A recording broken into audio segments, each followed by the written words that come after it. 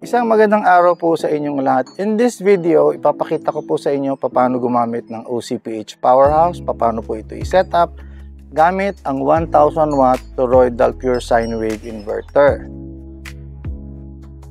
So ito po yung ating OCPH Powerhouse. Ito po ay merong ng sariling outlet. Meron po siyang dalawang cigarette lighter, USB ports, at sa gilid po niya meron po siyang mga Anderson connectors, isang 175 ampere na Anderson at apat na 50 ampere na Anderson. Pag gagamitin na po ang powerhouse, kailangan po naka-on ang main battery switch. Yan po, i-on na natin. So active na po yan. Ito naman po yung ating inverter. This is the 1000 watt toroidal pure sine wave inverter. Ang purpose po ng inverter is to convert the 12 volt DC current of the battery.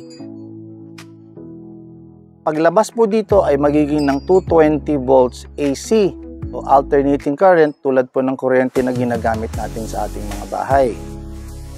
Sa likuran po ng inverter, meron na pong mga outlet dyan. Pwede na pong meron na po kayong magsaksak ng mga regular appliances.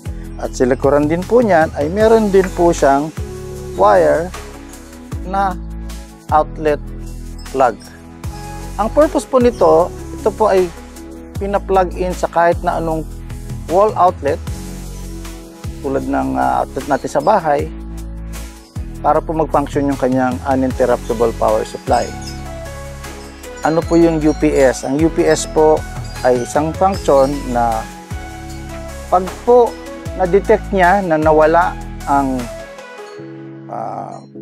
distribution utility tulad ng Meralco.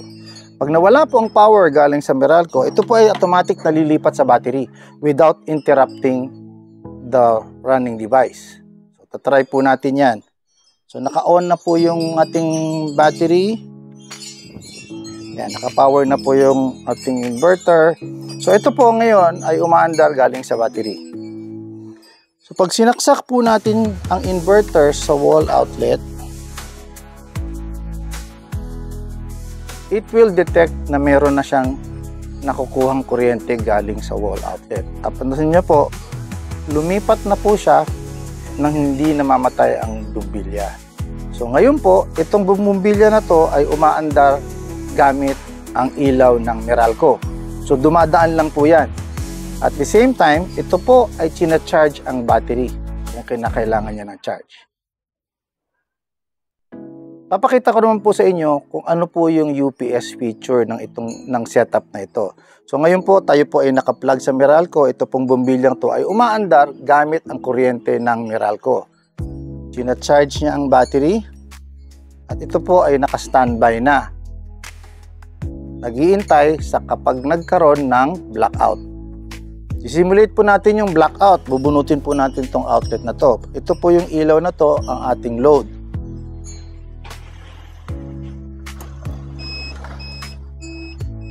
Narinig nyo po nag-beep. Ibig sabihin po na-detect niya na nag-blackout. Lumipat na po siya automatic ng power source sa powerhouse without interrupting the bulb. Bukas pa rin po yung bumbilya, tuloy-tuloy po siya. Ngayon, ito pong bumbilya na to ay nagpapaandar na niya ay galing sa powerhouse.